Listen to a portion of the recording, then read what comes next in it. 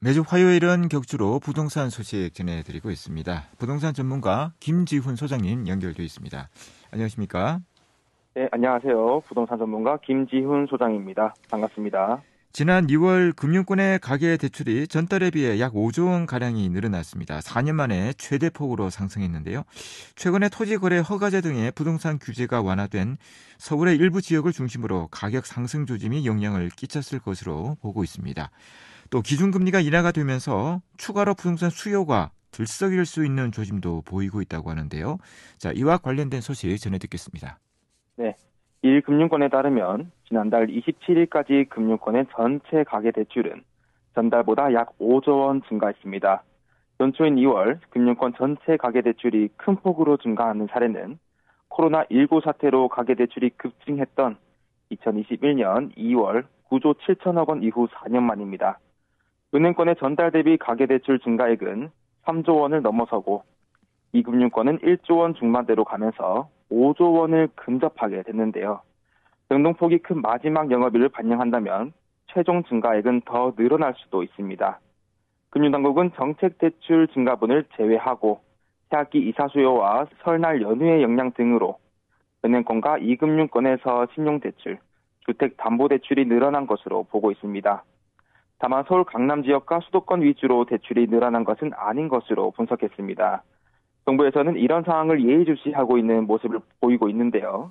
지난 5일 김범석 기획재정부 차관 주재로 부동산 시장 점검 회의를 열었으며 앞서 2월 28일에는 강남 3구 등 서울 일부 지역을 중심으로 부동산 가격 상승폭이 확대 조짐을 보이는 만큼 관계 부처 합동으로 시장 동향을 철저히 모니터링해달라고 요청한 바도 있습니다.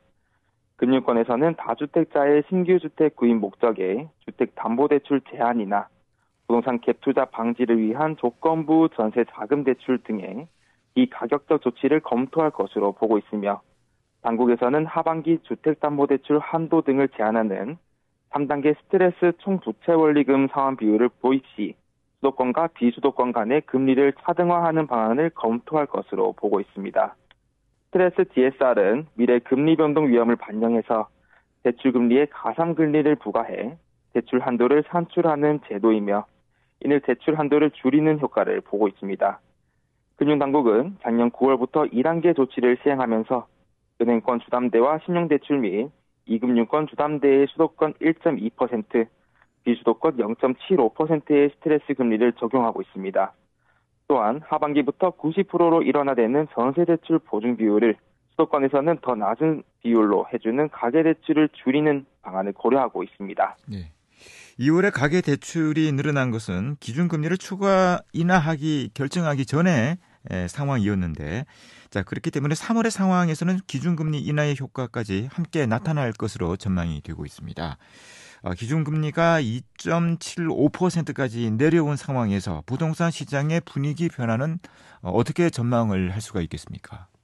네, 일반적으로 알고 계신 것과 같이 대출 금리가 내려가게 된다면 주택 수요자들은 지금보다 여유가 생기기 때문에 매도자 우위 시장으로 바뀔 것이라는 관측이 있습니다. 앞서 말씀드렸던 서울 일부 지역의 토지거래 허가구역 해제까지 겹치면서 서울 내 강남권과 한강변 지역의 선호 지역 중심으로 신고가가 이어지는 상황에서 집가 오름세가 커질 수 있다는 얘기인데요.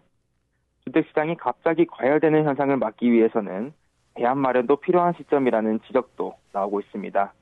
25일 한국은행이 금융통화위원회를 통해서 기준금리를 3%에서 2.75%까지 인하 결정한 것은 경기 침체가 심화되는 상황에서 시중에 돈을 풀어 민간의 소비와 투자 등 내수를 살리고 경기 위축 속도를 늦추겠다는 판단으로 풀이됩니다. 네. 이 기준금리가 인하는 되고 있는데 실질적으로 서민이 느끼는 대출금리에서는 좀 내려갔다 이런 느낌은 별로 와닿지 않는 것 같은데요. 아직까지 은행에서 기준금리 인하에 맞추어서 움직임을 보이지 않고 있다 이렇게 해석이 가능한 겁니까? 어떻게 볼 수 있는 겁니까? 네, 맞습니다. 그간 낮아지는 기준금리에 비해서 대출금리는 여전히 높다는 지적이 많았습니다.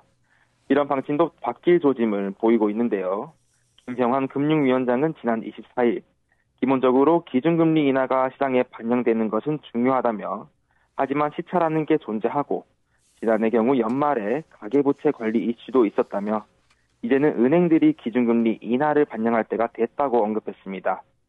또한 금융당국이 직접적으로 금리에 강하게 개입하는 것은 적절하지 않다는 것이 기본 입장이지만 이제는 반영할 때가 됐다는 생각이고 그 차원에서 금융감독원이 금리 결정이 시장 원리에 따라 되고 있느냐 하는 부분을 점검한다고 밝혔습니다. 이는 은행들의 가상금리가 변화하고 대출 문턱도 낮아질 수도 있다는 기대를 할 수 있는 대목이었습니다. 전문가들은 이 같은 금융당국의 태도 변화는 서울 강남권 등의 선호 지역을 중심으로 가격 오름세가 이어질 수 있다고 진단했습니다. 함영진 우리은행 리서치 랩장은 부동산 매입 시 자금 조달 이자 부담이 일부 경감되기 때문에 매입 대기수요가 꾸준한 강남권과 한강변 등 서울 주요 주택시장 가격 강세와 매도자 우위 시장이 예상된다고 의견을 내비쳤습니다.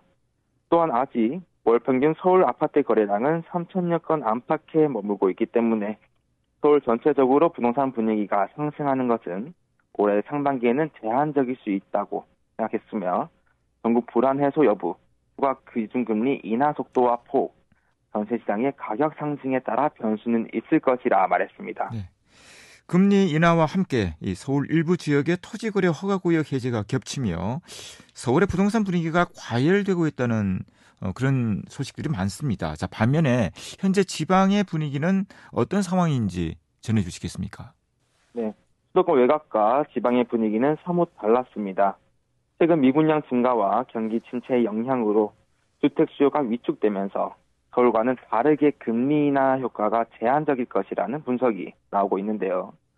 함영진 우리은행 부동산 리서치 랩장은 지방의 경우 미분양 적체와 수요 부족으로 인해서 기준금리 인하가 시장 활성화로 이어지지는 어렵다면서 강남권과 지방 간의 시장 양극화 현상은 더욱 심화할 가능성이 크다고 전망했습니다. 대구의 부동산 시장 분위기만 봤을 때도 현재 서울 부동산 분위기와 온도차가 크다는 것을 알 수 있습니다. 대구 아파트 매매는 지난 1월 13개월 만에 최저 거래량을 기록하는 등의 침체가 이어지고 있으며 이 같은 현상은 장기화 조짐을 보이고 있습니다. 2일 한국부동산원의 부동산 거래 현황 자료를 봤을 때 1월 대구 아파트 매매 거래가 1,469가구로 전월 대비 22.6% 줄어드는 등 3개월 연속으로 감소세가 이어져 왔습니다. 거래량 또한 2023년 12월 이후 가장 적었습니다. 이와 같은 현상을 봤을 때 부동산 시장에 미치는 금리 인하 효과가 지역별로 차이를 보일 것으로 분석됩니다. 때문에 대출 규제와 추가적인 정책의 조율이 필요하다는 의견도 제기되고 있습니다. 네, 오늘도 좋은 소식 감사합니다. 고맙습니다. 네, 감사합니다. 네, 부동산 전문가 김지훈 소장이었습니다.